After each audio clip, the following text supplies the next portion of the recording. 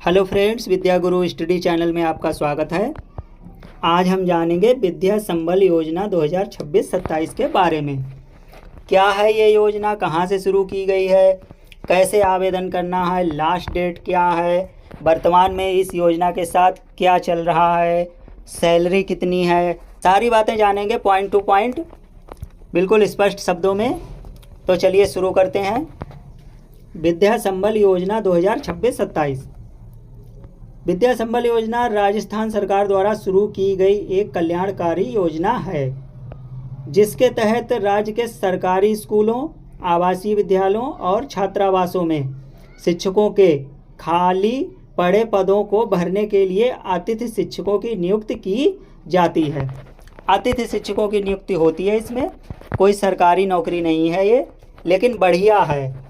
इसका मुख्य उद्देश्य शिक्षकों की कमी को दूर करना है, ताकि विद्यालयों की पढ़ाई प्रभावित न हो। आजकल विद्यालयों में जो शिक्षकों की कमी चल रही है, उसी के आधार पर ये योजना निकाली गई है, ताकि बच्चों की पढ़ाई लिखाई जो है प्रभावित ना हो।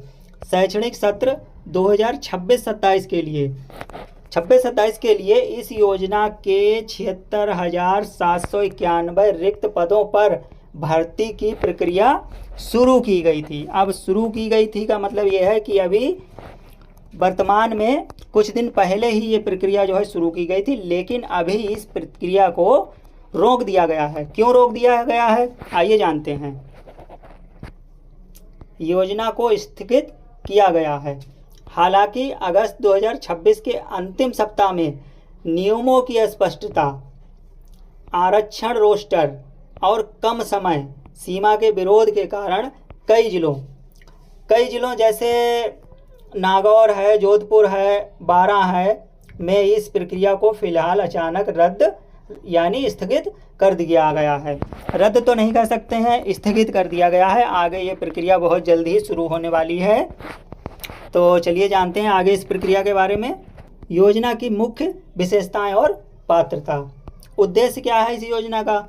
सरकारी शिक्षण संस्थानों में रिक्त पदों के कारण बाधित हो रही शिक्षा व्यवस्था को सुदृढ़ करना। ज़्यादातर विद्यालयों में शिक्षकों की कमी है, तो इससे जो है शिक्षकों की कमी को पूरा किया जा सकता है। पात्रता क्या है इसकी? इस योजना के तहत 2 तरह के लोग आवेदन कर सकते हैं। अब कौन है वो तरह के लोग, आइए जानते हैं। बेरोजगार युवा अभ्यर्थी। कैसे युवा अभ्यर्थी हैं ये? जिनके पास संबंधित पद के अनुसार आवश्यक शैक्षणिक और प्रशैक्षणिक योग्यता है। देखिए, शैक्षणिक और प्रशैक्षणिक दोनों ही योग्यताएं चाहिए हैं। शैक्षणिक में अपना जो बीए है, बीएससी है, बीकॉम वगैरह जो भी किया हो, एमए, एमएससी, वो आते हैं। और प्रशैक्षणिक में जैसे बीएड है, डीएलएड है, रीट आदि कोई भी योग्यता हो सकती है इसके समकक्ष। चलिए आगे जानते हैं। पहले अभ्यर्थी तो ये हो गए बेरोजगार युवा अभ्यर्थी, जिनके पास ये डिग्रियां जो है उपलब्ध हैं। दूसरे प्रकार के लोग हैं सेवानिवृत्त शिक्षक, जो पहले से रिटायर्ड हैं और पढ़ाने का अनुभव रखते हैं।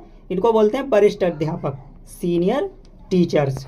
प्रकृति जान लेते हैं कि ये योजना है किस तरह की। यह एक पूर्णतः अस्थायी गेस्ट फैसिलिटी का मतलब ये होता है कि एक मेहमान के रूप के जो है विद्यार्थियों को लगाया जाएगा। उनको पढ़ाना है, कितने समय के लिए पढ़ाना है ये भी कोई निर्धारित नहीं है। और इसके माध्यम से नियमित सरकारी नौकरी या स्थायीकरण का दावा नहीं किया जाता है। चयन प्रक्रिया और मेरिट फार्मूला। विद्या संबल योजना में किसी भी प्रकार का इंटरव्यू, साक्षात्कार नहीं होता है।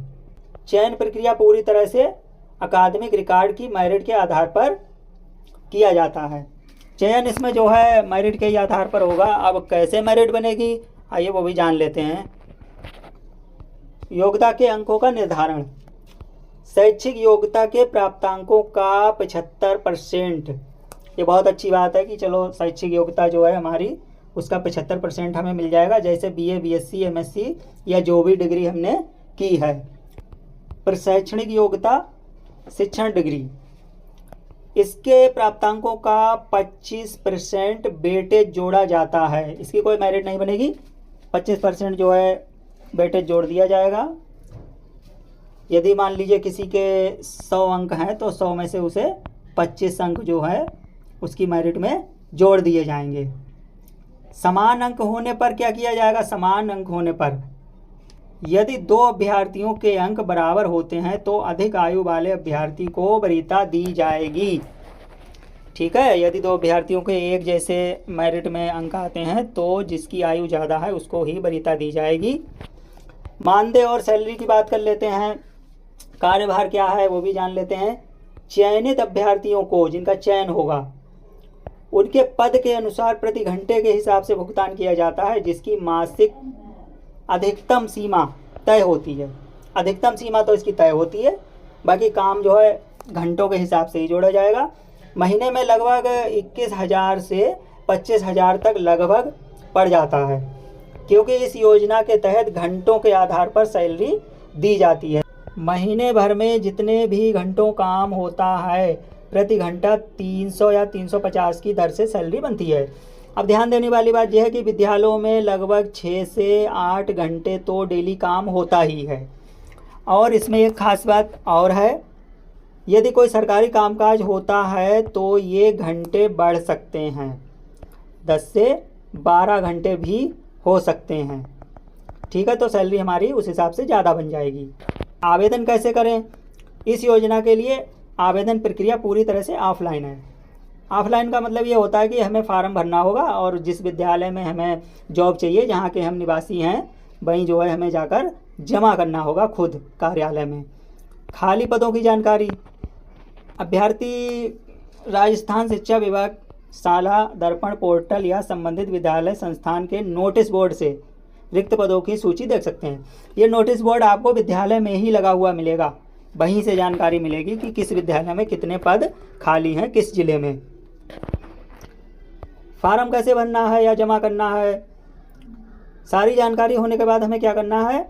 निर्धारित आवेदन फार्म भरकर उसके साथ अपनी शैक्षणिक मार्कशीट, जाति प्रमाण पत्र और अन्य आवश्यक दस्तावेजों की स्वप्रमाणित, मतलब किसी से प्रमाणित नहीं करानी है, स्वप्रमाणित खुद जो है उसको प्रमाणित करना है, प्रतियां संलग्न करके सीधे उसी स्कूल या संस्था में स्वयं जाकर जमा करना होगा।